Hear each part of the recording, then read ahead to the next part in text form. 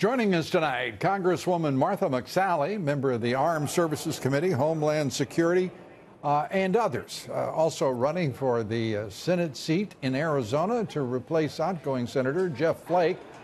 Congresswoman, great to have you with us. Thanks for having me on, Lou. Quite a day in the House. Your thoughts on releasing the memo, the memorandum prepared by the Republican staff of the House Intel Committee?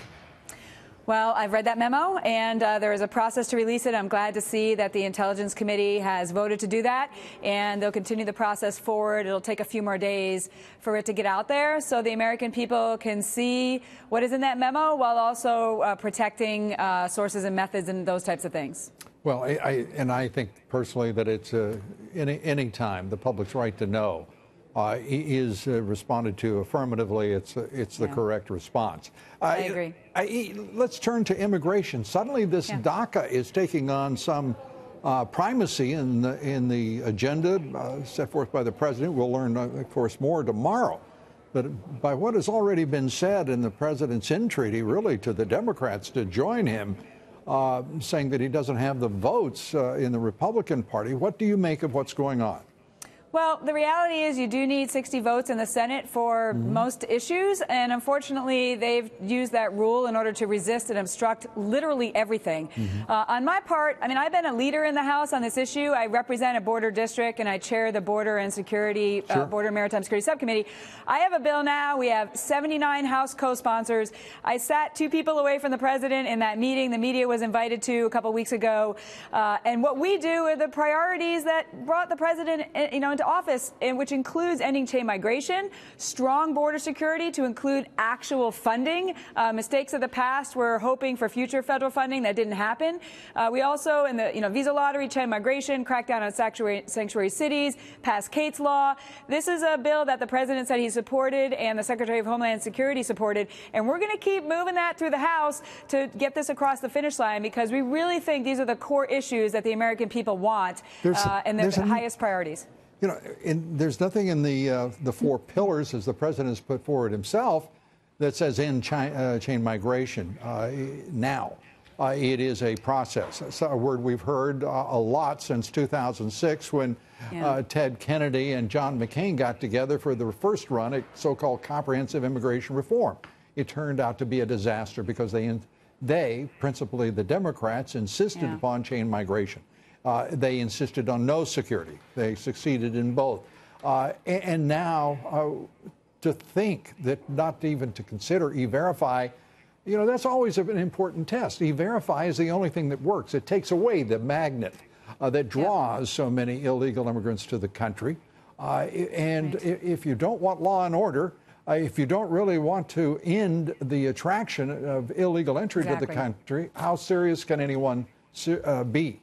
So our bill has E-Verify as well. Thanks for bringing that up. And look, we have got to address the root causes of why we have a DACA population in the first place and make sure that we don't have another one in a year, 5 years, or 10 years. For example, there's loopholes right now in the current law that even if we were to 100% secure our border, we have people that the cartels are training to turn themselves into Border Patrol, to say the right words of having a credible fear with false asylum claims, then they disappear into the interior of the United States. The Obama administration was handing out comic books and playbooks, if you will, on how to game the system.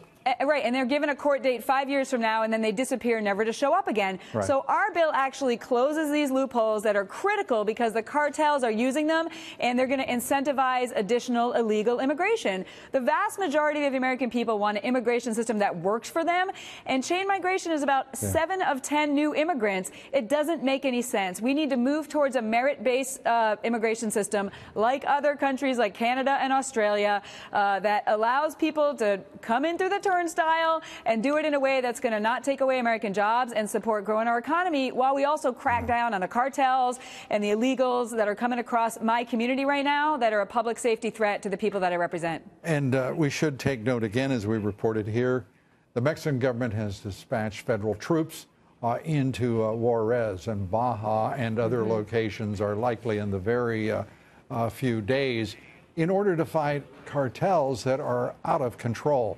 25,000 murders, tens of thousands missing. Right. The disaster that is Mexico right now. We have a State Department travel warning, which Americans are blissfully and ignorantly ignoring.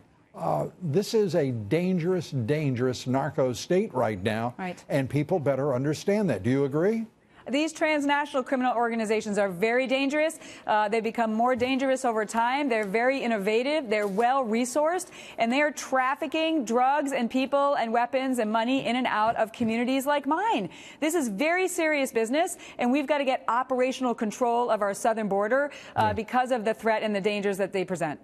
And it's an urgent requirement that that border be secured. It's a condition precedent, in my judgment, to any meaningful reform of immigration law that is to have any right. success against the $60 billion a year narcotics traffic across that border.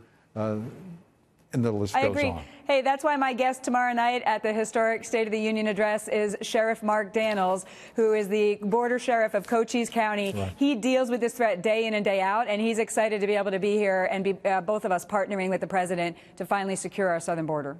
Congresswoman Martha McSally, thanks for being with us. Thanks, Lou.